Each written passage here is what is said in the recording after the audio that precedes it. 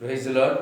ஆண்டவரும் இரட்சகருமாய் இருக்கிற இயேசு கிறிஸ்துவின் நாமத்தினாலே தனதின வாழ்வின் மன்னாவின் நிகழ்ச்சிக்கு உங்கள் அன்புடன் வரவேற்கிறேன். கர்த்தர் தாமே உங்களை ஆசீர்வதிப்பாராக. இந்த நல்ல அருமையான தனதின வாழ்வின் மன்னாவின் செய்திக்காக யாத்ராகம புஸ்தகம் 15ஆம் அதிகாரம் 26வது வசனத்துக்கு நேராக திருப்பிக் கொள்ளுவோம். 15ஆம் அதிகாரம் யாத்ராகமம் 26வது வசனம் இப்படி சொல்லுகிறது: நீ உன் தேவனாகிய கர்த்தரின் சத்தத்தை கவனமாய் கேட்டு அவர் பார்வைக்கு செம்மையானவைகளை செய்து அவர் கட்டளைகளுக்கு செவி கொடுத்து அவருடைய நியமங்கள் யாவையும் கை கொண்டால் நான் எகிப்திற்கு வரப்பண்ணின வியாதிகளில் ஒன்றையும் உனக்கு வரப்பண்ணேன். நானே உன் பரிகாரியாகிய கர்த்தர் என்றார். ஆமென். அல்லேலூயா. இந்த நாளில் நாம் பார்க்குறோம், நானே உன் பரிகாரியாகிய கர்த்தர். ஆண்டவராகிய இயேசு கிறிஸ்துவே பரிகாரியாகிய கர்த்தர். வியாதிகளுக்கு பரிகாரம் ஆண்டவராகிய இயேசு கிறிஸ்து. நாம் அநேக வியாதிகளில் வருத்தப்பட்டு வேதனைப்பட்டு துன்பப்பட்டு இன்றைக்கு அநேக வியாதிகள்னால பல வியாதிகளை சனங்களை ஆட்கொண்டு வியாதியினால் படுகிற வேதனைகளை பார்க்க முடியும். ஒவ்வொருவருக்கு ஒவ்வொரு வேதனை, ஒவ்வொரு வியாதி, ஒவ்வொரு பலவீனம். ஒருத்தருக்கு தலைவலி, ஒருத்தருக்கு வயிற்று வலி, ஒருத்தருக்கு நெஞ்சு வலி, ஒருத்தருக்கு முதுகு வலி, இப்படியாக சுகர், ப்ரெஷர், கிட்னி ப்ராப்ளம், இப்படி அநேக வியாதிகள் ஒவ்வொரு விதமான வியாதிகள் உண்டு. இங்கே ஆண்டவர் சொல்லுகிறார், நானே உன் பரிகாரியாகிய கர்த்தர் என்றார். நானே அப்படின்னா அவர் இல்லாமல் வியாதிகள் என்ன பண்ண முடியும்? அறவே சுகப்படுத்த முடியும், வேரோடு பிடுங்கி எறிய முடியும். எனக்கு அருமையான தேவ ஜனமே, நான் கற்றுக்கொண்டது மருத்துவரில் பார்க்குறோம், அதுக்கு நிவாரணம் இருக்குதான? நிவாரணம் இருக்காது. மருந்து மாத்திரை எடுக்கிறது தப்பு இல்லை. அது என்ன பண்ண, அந்த நேரத்துக்கு அந்த வலிகளை தாங்கக்கூடியதான அந்த மருந்து வேலை செய்யும். எந்த ஒரு மருந்துமே அதை முற்றிலுமாக அந்த வியாதியிலிருந்து விடுதலை தரும். அதனால தான் இன்றைக்கி தீராத வியாதிகள் என்ன நினைக்கிறோம், மாத்திரை மேலே மாத்திரை எடுத்துக்கொண்டே இருக்கிறாங்க. அவங்க மாத்திரையில் தான் வாழ்ந்து கொண்டே இருக்கிறோம். மாத்திரை எடுக்காமல் இருக்க முடியாது, மாத்திரை எடுத்துக்கொண்டே இருக்கணும். ஆனால் இந்த வியாதிக்கெல்லாம் பரிகாரி யார் அப்படின்னா ஆண்டவராகிய இயேசு கிறிஸ்து. நல்ல ஒரு வேதாகமத்தில் ஒரு சம்பவத்தை பார்க்குறோம். லூக்கா சுவிசேஷ புஸ்தகமும் மார்க்கு சுவிசேஷ புஸ்தகத்திலையும் சுவிசேஷ புஸ்தகங்களை பார்க்கலாம். 12 வருடமான ஒரு பெரும்பாடுள்ள ஸ்திரீயை குறித்து நான் வேதாகமத்தில் பார்ப்போம். அநேக சம்பவங்கள் உண்டு, ஆனாலும் இது ஒரு சில காரியங்கள் உண்டு. அதனால் அந்த காரியங்களை எடுத்து உங்களோடு நான் பகிர்ந்து கொள்கிறேன். 12 வருஷமாக பெரும்பாடுள்ள ஸ்திரீ இருந்தால் அவள் என்ன செய்கிறாள் என்று சொன்னால், தனக்கு இருந்த எல்லா ஆஸ்திகளை எல்லாம் வைத்தியர்களுக்கு செலவழித்து, வேதம் சொல்லுகிறது, சற்றாகிலும் அவள் குணப்படவில்லை. தன் ஆஸ்திகளை எல்லாம் வைத்தியர்களுக்கு செலவழித்தும் ஒருவனாலும் சொஸ்தமாக்கப்படாதிருந்தால், அதாவது ஒரு வைத்தியராலும் அவருடைய வியாதியை சுகப்படுத்த முடியல. அவள் அநேக வைத்தியர்களால் மிகவும் வருத்தப்பட்டார். நான் பார்க்குறோம், இப்போ ஒரு டாக்டரை பார்க்குறோம், அதுக்கடுத்து ஒரு டாக்டரை பார்க்குறோம், இது சரியில்லைன்னு சொல்லி இன்னொரு மருத்துவமனைக்கு போகிறோம், இன்னொரு மருத்துவமனைக்கு போகிறோம், இப்படி வேறொரு டாக்டரை பார்க்குறோம், ஸ்பெஷல் டாக்டரை பார்க்குறோம். இப்படி அநேக மருத்துவர்களை பார்த்து அந்த சகோதரி, அந்த பெரும்பாட்டுல ஸ்ரீ அநேக வைத்தியர்களை பார்த்து செலவழித்தும் ஆஸ்திகளை செலவழித்தும் சற்றும் குணமாகலை. அநேக வைத்தியரால் வருத்தப்பட்டதை மிச்சம். இன்றைக்கு பார்க்குறோம், இங்கே ஒரு ஆசிரியர் டெஸ்ட் எடுத்து இன்னொரு ஆசிரியர் டெஸ்ட் எடுத்துனா அது மீண்டும் அங்கே புதுசாக எடுக்கணும். அப்போ ஒவ்வொரு தடவையும் நாம் பிளட் டெஸ்ட்டு, யூரின் டெஸ்ட், இப்படி ஒவ்வொன்றையும் நாம் கொடுக்குறவங்க நம்முடைய சரீரத்தில் என்ன ஆகிட்டு இருக்கு, வேதனை ஆகிக்கொண்டே இருக்கும். எல்லா டெஸ்ட்டும் மீண்டும் எடுக்கணும். அப்போ வைத்தியனாலே மிகவும் வருத்தப்பட்டு, அல்லேலூயா, அதைத்தான் இங்கே சொல்கிறேன், எந்த ஒரு மருத்துவரும் நம்முடைய வியாதிகளை நிரந்தரமாக சுகம் கொடுக்க முடியாது. வந்த வியாதி ஆட்டோமேட்டிக்காக போனால் தான், அது வந்த மாதிரியே வந்த வண்ணமாக போனால் தான். மருத்துவம் என்ன, அதுக்கான வலியை தாங்கக்கூடிய மருந்துகளை தான் கொடுக்க முடியும். ஆனால் அதற்கான நிவாரணம் இருக்குதா, அது வேரோடு பிடுங்க முடியுமானா நம்ம அல்லேலூயா குறை. Praise the lord. Hallelujah, hallelujah. அந்த ஸ்திரீ செலவழித்து சற்றும் குணமாகல. அவர் சொல்லுகிறா, மார்க்கில் 5:27 இயேசுவை குறித்து கேள்விப்பட்டு, எனக்கு அருமையான தேவ ஜனமே, கர்த்தருடைய பிள்ளைகளே, இவ் அநேக வைத்தியர்களை பார்த்தும் சற்றும் குணமாகல. அப்பொழுது இயேசுவை குறித்து கேள்விப்படுகிறாள்.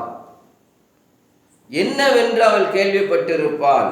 ஏசாயா புஸ்தகம் 53 இப்படி சொல்லப்படுகிறது. ஏசாயா புஸ்தகம் நேராக திருப்பிக் கொள்ளுங்க. 53 5 இப்படி சொல்லப்படுகிறது, நம்முடைய மீறுதல்களின் நிமித்தம் அவர் காயப்பட்டு, நம்முடைய அக்கிரமங்கள் நிமித்தம் அவர் நொறுக்கப்பட்டார். அல்லேலூயா. எப்படிங்களாமா? நம்முடைய மீறுதல்கள் நிமித்தம் அவர் காயப்பட்டு, நம்முடைய அக்கிரமங்கள் நிமித்தம் அவர் நொறுக்கப்பட்டார்.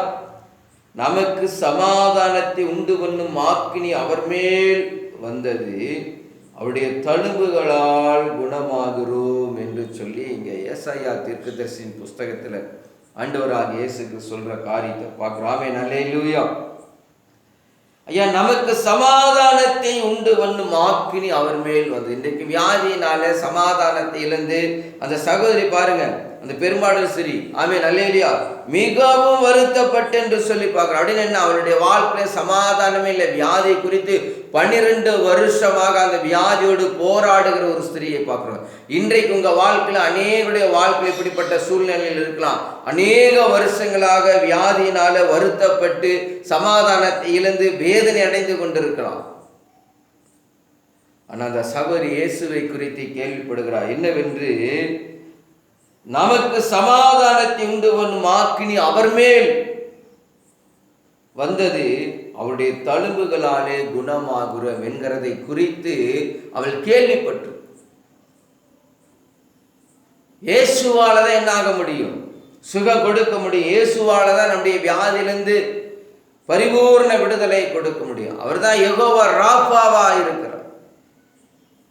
யெகோவா ராஃபா சுகம் தரும் தெய்வமா இருக்கிறார். எல்லா வியாதிக்கும் சுகத்தை கொடுக்கிற யாருன்னா ஆண்டவராக இயேசு கிறிஸ்து ஒருவரால தான் முடியும். ஏன், இந்த சரீரத்தை உண்டாக்கினவர் அவர். இந்த சரீரத்தின் மேல் அக்கறை உள்ளவர் அவர். உங்க வியாதிகளுக்கு விடுதலை கொடுக்க வேண்டும், வியாதியிலிருந்து பூரண விடுதலை பெற வேண்டும், பரிபூர்ண சுகத்தை பெற வேண்டும் என்றால் அது ஆண்டவராக இயேசு கிறிஸ்து ஒருவரால தான் முடியும். நாம் அநேக காரியங்களை குறித்து கேள்விப்படுகிறோம். இதை கேட்டுக்கொண்டு பார்த்து கொண்டிருக்க அருமையான தேவ ஜனமே, இயேசுவை குறித்து நீ கேள்விப்பட்டிருக்கிறாயா? இயேசு யார் என்பதை குறித்து நீ கேள்விப்பட்டிருக்கிறாயா? இயேசு எப்படிப்பட்டவர் என்று உமக்கு தெரியுமா? இயேசு யார் என்று தெரியுமா? வானத்தை பூமி உண்டாக்கின கர்த்தராகிய இயேசு கிறிஸ்து உங்களுக்காக, எனக்காக, இந்த உலகத்தில் இருக்கிற எல்லா ஜனங்களுடைய பாவங்களை நிவர்த்தி செய்கிற இயேசு கிறிஸ்து. எனக்கு அருமையான தேவ ஜனமே, கர்த்தருடைய பிள்ளைகளே, அவர் கல்வாரி சிலுவையிலே கைகளில் கால்களில் பட்ட அடிகள், ஆணிகள் உங்களுடைய பாவம் என்னுடைய பாவங்களுக்காக நோய்கள் எல்லாம் சுமந்து தீர்த்தார்.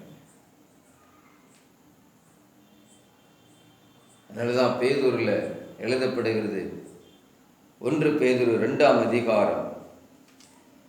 1 பேதுருல 2 24 இப்படி சொல்லப்படுகிறது,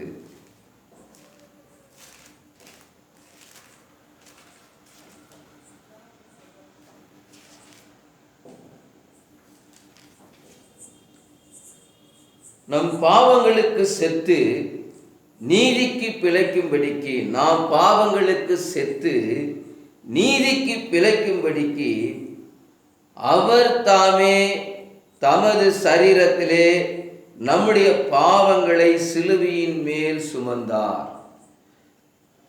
எனக்கு அருமையான தேவ ஜனமே, நாம் பாவத்துக்கு செத்து நீதிக்கு பிழைத்தெழுவதற்கு ஆண்டவராகிய இயேசு தாமே தமது சரீரத்திலே நம்முடைய பாவங்களை எல்லாம் சிலுவையின் மேல் சுமந்தார். நம்முடைய நோய்களை சுமந்தார். நீங்களும் நானும் பட்ட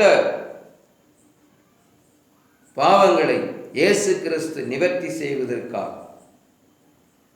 அவர் நம்முடைய பாவங்கள் எல்லாம் சுமந்து போனார். அந்த கீழ்ப்பகுதி சொல்லுது, அவருடைய தழும்புகளால் குணமானீர்கள் என்று சொல்லி பார்க்கிறோம். யாரெல்லாம் இதை விசுவாசிக்கிறாங்களோ அவர்களெல்லாம் சுகமாவார்கள். என் கருமையான தேவ ஜனமே, நீ படுக்கையில் இருக்கிறாயா? நீ வியாதியில வருத்தப்பட்டு கொண்டிருக்கிறாயா? ஐயோ, இந்த வியாதியிலிருந்து எனக்கு விடுதலை கொடுக்க யாரும் இல்லை என்று சொல்லி வருத்தப்பட்டு கலங்கி கொண்டிருக்கிறாயா? இதை கேட்டுக்கொண்டு பார்த்து கொண்டிருக்கிற அருமையான தேவ ஜனமே, ஆண்டவராகிய இயேசு கிறிஸ்து தழும்புகளாலே குணமாகிறீர்கள். அவர் கைகளில் கால்களில் ஆணிகள் பாய்ந்தது உங்களுக்கு சுகம் கொடுக்கும்படி.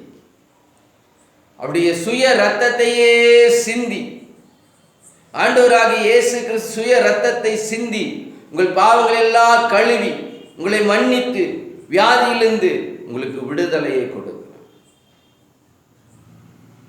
அல்லேலூயா. உலக பழம் இப்படி சொல்லி, யார் செஞ்ச பாவம் இப்படி இந்த வியாதி அவனை பிடிச்சி வாட்டுதுன்னு சொல்லி. Amen. Hallelujah. Praise the lord. எனக்கு அருமையான தேவ ஜனமே, கர்த்தருடைய பிள்ளைகளை பார்த்து கொண்டிருக்கிறவர்களே, உங்கள் வியாதிக்கு பரிகாரி ஆண்டவராக இயேசு கிறிஸ்து ஒருவரே. அந்த பெரும்பாடுள்ள ஸ்திரீ ஆண்டவராக இயேசு கிறிஸ்துவை குறித்து கேள்விப்பட்டு, நான் ஆண்டவரின் வஸ்திரத்தை ஓரத்தை தொட்டால் நான் சுகமாவேன் என்று சொல்லுகிற காரியத்தை பார்க்கிறோம். அப்பொழுது அந்த வசனம் சொல்லுகிறது, லூக்கா சுவிசேஷ புஸ்தகம் 8ஆம் அதிகாரத்தில் நேர திருப்பி கொள்ளுங்க. லூக்கா சுவிசேஷ புஸ்தகம் 8ஆம் அதிகாரம் 48வது வசனம் இப்படி சொல்லப்படுகிறது. அவர் அவளை பார்த்து, மகளே திடன்கொள், உன் விசுவாசம் உன்னை ரட்சித்தது. அடுத்தது சொல்லுது, நீ சமாதானத்தோடு போ என்று சொல்லி. என்ன, அவளுடைய வாழ்க்கையில் அதனால் வரைக்கும், அந்த நிமிஷம் வரைக்கும் அவளுக்குள்ள ஒரு சமாதானமே இல்லை. வியாதியில வருத்தப்பட்டு கலங்கி அழுது கொண்டு துடித்து கொண்டு இருந்தவளுக்கு கர்த்தருடைய வஸ்திரத்தை தொட்டதுமே அவளுக்கு சுகம் கிடைச்சது. ஆமென். அல்லேலூயா, அல்லேலூயா. 43வது வசனம் சொல்லுது, அப்பொழுது 12 வருஷமாய் பெரும்பாடு ஸ்ரீ தன் ஆஸ்தியில் எல்லாம் விற்று செலவழித்தும் அவள் ஒருவராலும் சுகப்படுத்த முடியவில்லை என்று சொல்லி. ஆமென். அல்லேலூயா, அல்லேலூயா. அப்பொழுது இயேசு 45 சொல்லுது, அப்பொழுது இயேசு அவளை, என்னை தொட்டது யார் என்று கேட்டார். எங்களுக்கு தெரியாது என்று சொல்கிறார். 46வது வசனம் சொல்லுது, அதற்கு இயேசு, என்னிலிருந்து வல்லமை புறப்பட்டதை அறிந்திருக்கிறேன், ஆதலால் ஒருவனும் என்னை தொட்டதுண்டு என்றார். அப்பொழுது அந்த ஸ்திரீ தான் மறைந்திருக்கவில்லை என்று கண்டு நடுங்கி வந்து அவர் முன்பாக விழுந்து தான் அவரை தொட்ட காரணத்தையும் உடனே சொஸ்தமானதையும் எல்லா ஜனங்களுக்கு முன்பாக அவருக்கு அறிவித்தாள் என்று சொல்லி பார்க்கிறேன். எனக்கு அருமையான தேவ ஜனமே, கர்த்தருடைய பிள்ளைகள், அவருடைய விசுவாசம் பாருங்க. இயேசு கிறிஸ்துனுடைய என்னுடைய பாவங்களுக்கு, என்னுடைய வியாதிக்கு அவரே பரிகாரியாய் இருக்கிறார் என்று சொல்லி. ஆமென். அல்லேலூயா. ஆண்டவராகிய இயேசு கிறிஸ்து தொட்ட மாத்திரத்தை உடனே அவருடைய உதரம் நின்று போயிற்று. 12 வருடமாக போய்கொண்டே உதரம் ஒரே செகண்ட் ஆண்டவரை தொட்ட மாத்திரத்தில் அப்படி உதரம் நின்று போயிற்று. உடனே சுகமானார். அல்லேலூயா. அதான் சொல்றார் 48வது வசனம், அவளை பார்த்து, மகளே திடன்கொள், தைரியமாயிரு, உன் விசுவாசம் உன்னை ரட்சித்தது, நீ சமாதானத்தோடு போய். இதை கேட்டுக்கொண்டு பார்த்து கொண்டிருக்கிற அருமையான தேவ ஜனமே, இப்பொழுதே நீங்க விசுவாசிங்க. இயேசு கிறிஸ்து உங்க இருதயத்தில் ஏற்றுக்கொள்ளுங்க. இப்பொழுதே விடுதலை உண்டாகும். நீ விசுவாசிக்க கூடுமானால் எல்லாம் கூடும். விசுவாசிக்கிறனுக்கு எல்லாம் ஆகும். நீ விசுவாசித்தால் தேவ மகிமையை காண்பாய். இந்த சகோதரி விசுவாசித்தபடியினால அவள் தேவனுடைய மகிமையை கண்டாள். இன்றைக்கு நீங்களே விசுவாசிங்க, ஆண்டவராக இயேசு கிறிஸ்து உங்க சொந்த இரட்சகரா சொந்த தெய்வமா ஏற்றுக்கொண்டு பாருங்க. இப்பொழுதே விடுதலை, வியாதி பலவீனத்திலிருந்து இயேசு கொடுப்பாருங்க, இயேசு கொடுப்பார். கர்த்தர் தாம் இந்த வார்த்தையிலே கொண்டு உங்களை ஆசீர்வதிப்பாராக. தேங்க்யூ. God bless you.